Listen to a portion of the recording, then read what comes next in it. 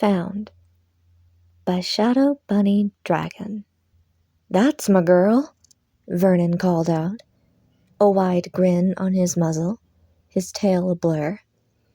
Alice had just scored a goal and was already jogging back to position.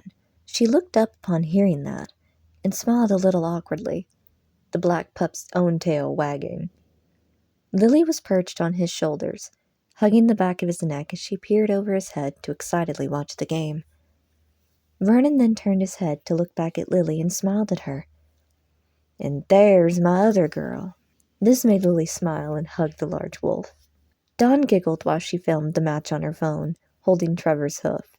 "And that's my little guy," Vernon finished off, reaching over to ruffle the black lamb's head poof.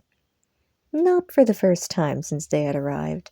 That had garnered a few stares that the family was pointedly ignoring. "Oh, and Alice has got the ball again!" Dawn couldn't stop delightedly narrating as she filmed. Alice's team, the Dragons, was ahead by 7 points, and the family couldn't be prouder. Not that Dawn and Vernon hadn't already discussed ways to show that they were proud, even if the pups' team had done poorly. "Daddy, is Alice going to get a trophy?" Vernon heard Lily ask into his ear. "Well, her team has to win a few more games first, but I'm thinking she's well on her way," Vernon said. "Why do you ask, sweetheart?" "'Cause she's never gotten a trophy before, and I know that she really wants to win one," Lily said, watching her big sister energetically running around, passing the ball to a teammate, to have it passed back shortly after, while she was in a position to fire it into the goal before the zebra boy goalie could stop it. "Well, don't you worry, Lily," Vernon said, reaching up to ruffle Lily's head fur, making her giggle. "Sooner or later, it's gonna happen. Right, darling?" Dawn looked up at her mate and her littlest daughter, smiling reassuringly. "Absolutely. In fact, we might even have to build a shelf just for trophies," Dawn said, suddenly thinking that that might be a fun project for them and the children to do together, her ears perking at the sounds of Lily and Trevor snickering. "And what's so funny about that?" Vernon asked, having also heard the two. "Mommy showed us the picture of you getting the dollhouse you built stuck on your muzzle," Trevor piped up, the idea of their father building something sparking the memory. Vernon looked over to his mate. "You just had to show him the picture, didn't you?"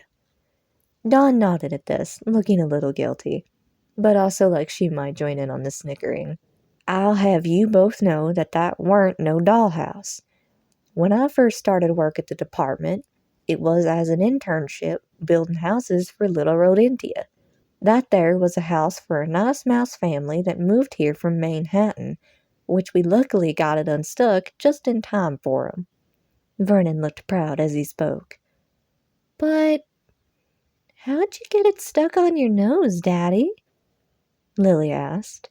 "Well, I was finishing up on some of the final touches on the inside, and I had to get real close to look at it, and next thing I knew, my nose was stuck." Vernon smiled at the sound of Lily and Trevor's laughter, accompanying the sight of Alice passing the ball to a giraffe boy, who scored the final goal for the game, bringing the total to 67 points to 66.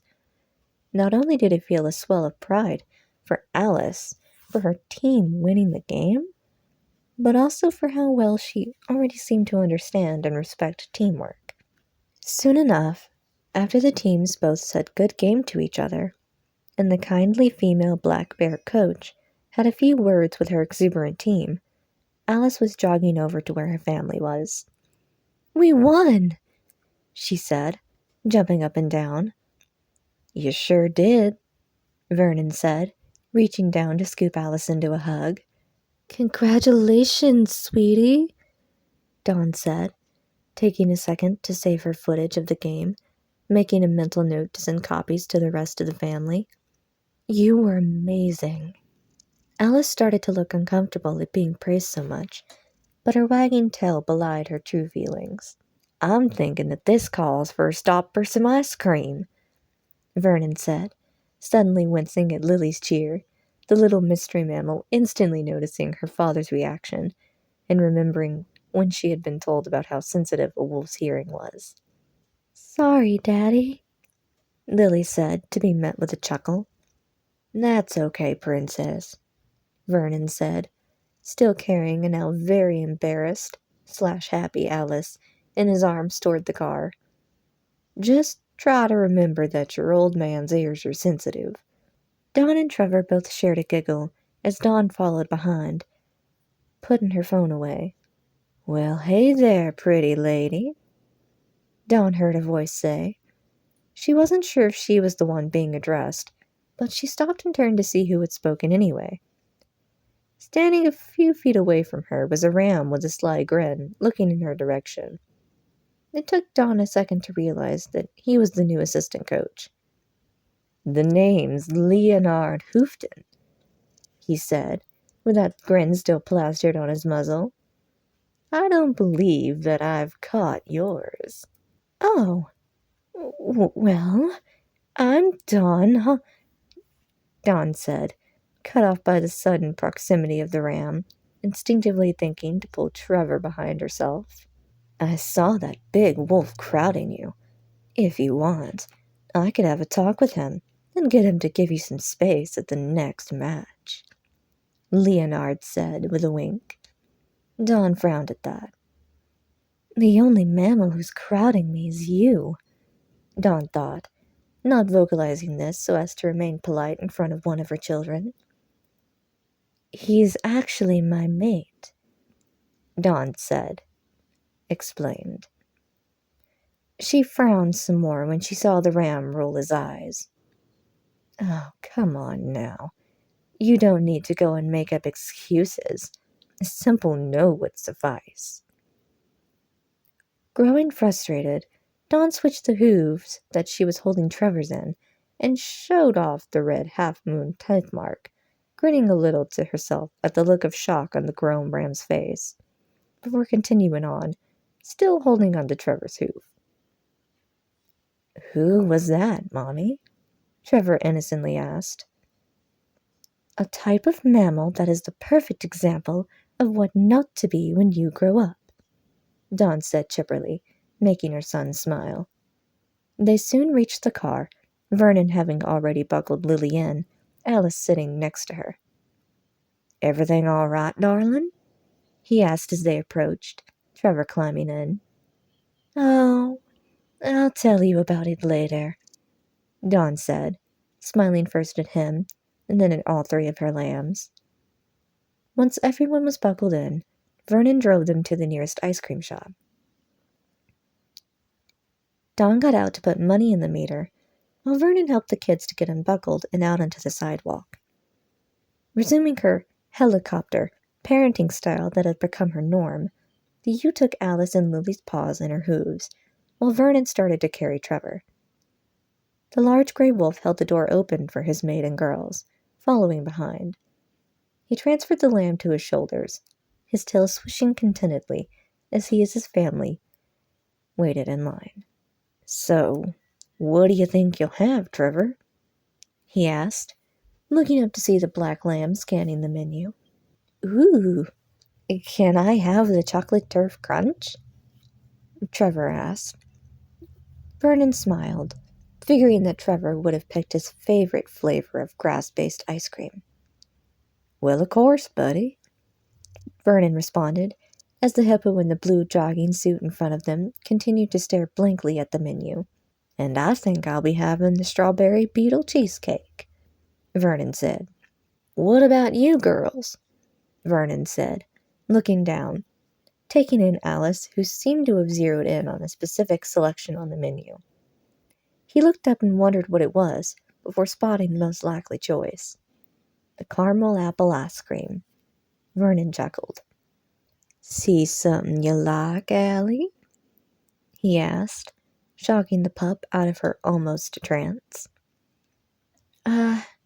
Maybe, Alice said, trying to look nonchalant, prompting another chuckle from Vernon and a giggle from Dawn. And what about you, Lily? Dawn asked, giving Lily's furless paw a squeeze.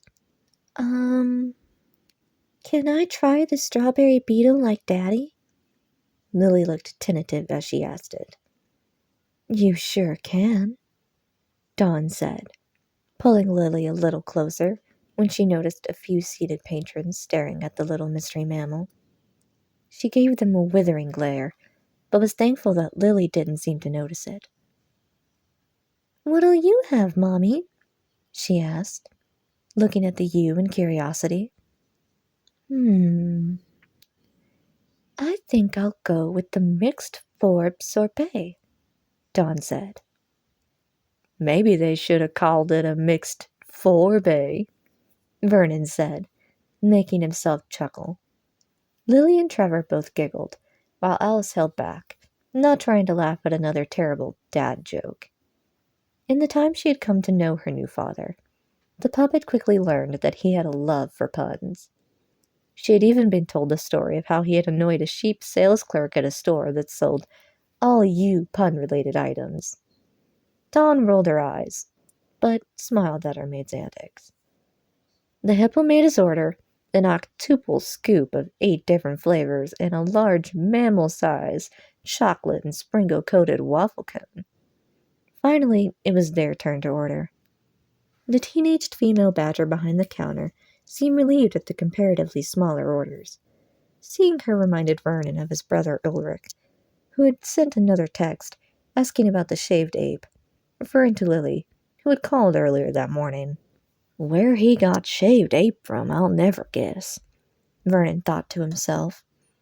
Ulrich's girlfriend, Honey, while sharing his belief in conspiracies and such, seemed much more grounded in reality, at least in comparison with his brother. The call had been about something to do with the tides changing and how that somehow led to claims of a larger shaved ape in the woods of the meadowlands. His explanations were long and, as per usual, contradictory, but the gist Vernon got from it was that Ulrich, as well as Honey, were going to be using his upcoming vacation time to search for a shaved ape or cat squatch. Thankfully, that was going to be next week. They took their orders and found a booth to sit at. Lily and Trevor sat in Vernon's lap, while Alice was seated next to Dawn. The family all found Vernon getting a spot of his ice cream on the very tip of his nose, and no matter how many times he licked it, he kept missing the spot. They talked about the game and the trip that they were going to be leaving for in under 2 hours. Soon enough, they were piling back into the car and headed home. Dawn helped the children to pack, pretending not to notice Alice making sure to pack her stuffed bunny, Princess Floppington, after Alice had changed out of her jersey. Trevor packed some of his books, and Lily a few coloring books and her sketch pad. Once they were packed, Dawn packed her own bag as Vernon finished up his. They shared a smile as their eyes met, leaning down to share a kiss. Checking the time, Dawn called a Zuber, driven by a cheerful aardvark, who drove them to the train station. Dawn pulled Lily and Trevor close to herself, while Vernon carried the luggage, with Alice helping. They received some more stares, a few notably unfriendly ones, as they waited in line together at the ticket counter. Vernon scanned his phone for their tickets, and then it was just a matter of waiting. So, after taking a seat on a nearby bench, that's just what they did. Vernon was taking turns with Trevor playing a game on his phone, while Alice sat between them, and Dawn, who was keeping an eye on her and Lily. Lily looked all around at the train station, as well as all the passing mammals. She was swinging her legs as she looked on in wide-eyed wonder at the massive trains. Excited, sweetie? Dawn asked. Lily looked to her and nodded enthusiastically. Uh-huh. I've never been on a train before, Mommy. Dawn spotted some passing mammals do a double-take at the sight of the strange mammal calling the ewe Mommy, but ignored them. She was delighted to see how enthusiastic Lily was. And what about you, honey? Dawn asked Alice, surprising the pup. Uh, I... Sure, Alice said. Dawn reached over and gave her a squeeze. Soon enough, their train had arrived, the passengers clearing out. Making sure that they had everything, they all boarded. Dawn kept a firm grip on Alice and Lily's paws as Vernon, now with Trevor riding his left shoulder, carried the luggage on board. He stored it in the compartment above and took a seat. Dawn sat down, all three children between them, and they waited as the rest of the passengers boarded. Since this was a trip to the meadowlands, there were many caprids who were boarded. Various sheep and goats walking by, picking seats, some taking note of the mixed species family. Of course, there were more than a few wolves headed to the meadowlands as well, and some of them noticed the family. And there were many other species that boarded, all either for the meadowlands or the stops along the way. Soon the train started to pull out. All three of the children grew excited as they stood in their seats and turned to stare at the window at the passing sights. They went from the Savannah Central Station through to Tundra Town. The train stopped and some mammals disembarked. A few more boarded, and then the train was off again. They soon passed through Sahara Square, the heaters having switched off in favor of the AC. See that spot over there? Vernon pointed to an area where there was some construction underway, an artificial oasis being dug out of the ground. The children all nodded. That area there is going to be where the library I'm designing is going to be built, Vernon said with pride. Wow! Can we go when it's built? Trevor asked. Sure thing, little buddy, Vernon said, patting Trevor's head floof. I bet it's going to be pretty, Lily said, entranced by all the different buildings they were passing. They came to a stop once more, and were soon moving on through the rainforest district. Alice looked up at the treetop shops, while Lily and Trevor pressed their noses up against the glass, looking at all the greenery. After a stop there, it was time for the train to head to the meadowlands. Dawn and Vernon shared a happy look, knowing that opting for this train line, while a little more expensive than the subway they had taken on their first trip out as a couple, was definitely the better choice, as it was much more scenic and clearly enjoyable for their lambs. It was another half an hour before they were pulling into their station, Vernon once again resuming his role as de facto pack emu, while Darren herded their children out of the train. Dawn squinted a little in the considerably brighter mid-afternoon light after exiting the station, looking around. She stopped and smiled when she saw a familiar beat-up-looking pickup truck parked at the curb. As soon as she spotted it, the driver's side door opened, and out came Audrey, her mother-in-law. The older she was practically bounded over in excitement. She was dressed in her usual jeans and flannel shirt, and was sporting an excited grin. She came to a stop before them, her tail wagging so fast, Dawn was a little worried that she might sprain it. She looked them over, especially the children. Hiya, pups, she said, ecstatic. I'm your Grandma Audrey. She took note of the little black wolf pup standing in front of the other two defensively, and remembered what Dawn and Vernon had told her before. Hello, Alice said, polite and serious, looking surprised when Lily walked forward, a wide grin on her face. Vernon had explained to her a few times that Grandma Audrey and Grandpa Dorian were both nice, which seemed to have emboldened the youngest pup. Hi, Grandma, she said, opening her arms. With no hesitation whatsoever, Audrey bent down and scooped her up, unable to resist also scooping up Trevor and Alice, who let out a surprised and uncharacteristic yip as they all found themselves being cuddled. Lily giggled, especially when Audrey started to sniff each of them over, committing their sense to memory. This, of course, brought happy and tickle-related giggles from each of them.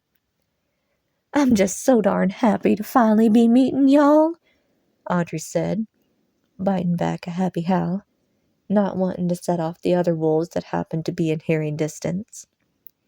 Don't go crushing 'em now, Ma, Vernon joked.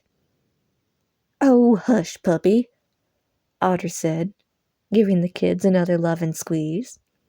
She did notice that the little hairless mammal was looking up at her, her head cocked to the side in curiosity.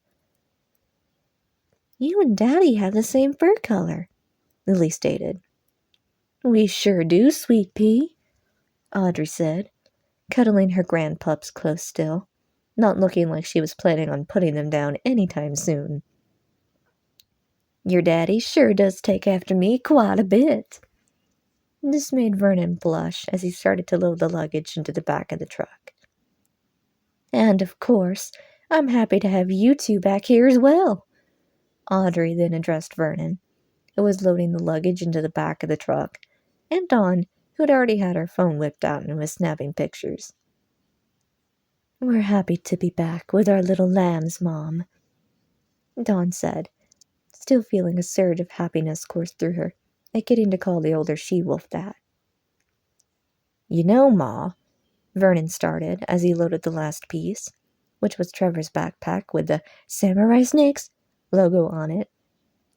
"You can't really drive while hugging all the pups at once." "Can too," Audrey said, before giving one more squeeze and then setting them all down. "But let's not risk it." Dawn was already starting to herd them towards the truck, while Vernon hopped up to the back. Dawn helped the children up and get settled in, reaching over to help Alice with her seatbelt after she had climbed up herself and found her to be having a little trouble with it. Audrey smiled brightly as she climbed back in and fired up the engine. "Dory wanted to come, but he's still left on his shift. Don't worry, though, he'll be along shortly," Audrey said as they pulled away from the train station and headed in the direction of the Hunter Ranch. "Is Grandpa really the sheriff?" Lily asked, looking over to her grandma expectantly. "He sure is," Audrey said proudly. "He's the sheriff of the entire North Meadowlands." It wasn't much longer before the ranch started to come into view. They started passing the crops of corn and pumpkins as they turned onto a gravel driveway. Audrey pulled them to a stop, putting the truck in park and stepping out. Vernon smiled at the sight of the two-story building, looking just as good as it always did. The two-story wooden home in clear view brought back memories that made his tail swish. He hopped out and started to unload the luggage, just as Dawn was hopping out. Vernon saw his mother exit the driver's side door, once more cuddling all three pups close in her arms, effectively carrying them much to their delight. Even Alice, who, as per usual, was trying to look embarrassed. It was then that a cruiser pulled in with the sheriff's logo on the side. Out stepped the large white wolf that was Dorian Hunter, who removed his wide-brimmed hat to wipe his forehead, smiling as his steel-gray eyes took in the new arrivals. "Hey, Dory!" He turned to his mate as she held up the pups in her arms for him to see. "Look what I caught!" This elicited not only some more happy squeals from the children, but a deep rumbling chuckle from the old law dog. His chuckle tapered off a little when he spotted the strange unknown mammal in his mate's arms, and the corners of his mouth turned down slightly. But he was quick to remedy that as he approached. The feeling of déjà vu still pestered him at the back of his mind.